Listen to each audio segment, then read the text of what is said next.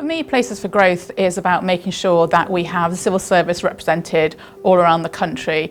Obviously, there is a lot of work that's traditionally gone on in Westminster and in Whitehall, but having civil servants based across the country means that we get a real sense of the issues in each area of the country so that we can personalise what's going on. Places for Growth offers the civil service a couple of different things, I think. Firstly, access to the magnificent talent that is across the UK. Now, if you're a great big organisation like HMRC or DWP, you're already pretty much everywhere. But often those are in more operational based roles.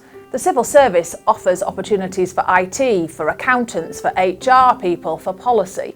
And often you can't get to be senior in those kinds of roles in a lot of departments if you're not in London.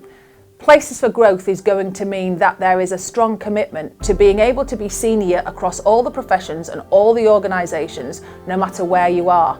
It should have happened a long time ago, because if decisions are made with a London-centric perspective, that affects the quality of those decisions. There is no substitute for being in a place. I'm sure whenever decisions are made that affect different parts of the country, there are consultations done and that kind of thing.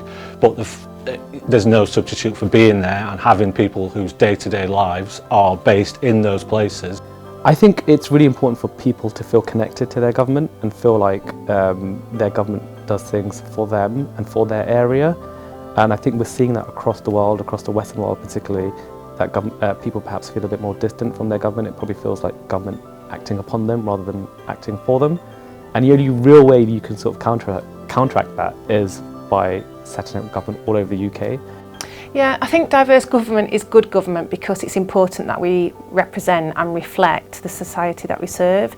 So especially thinking about, from my experience living in Yorkshire, it's really comforting to know that civil servants who are influencing, writing policy, implementing policy, have got a good grasp and understanding of the local issues affecting people in the communities that they work and live.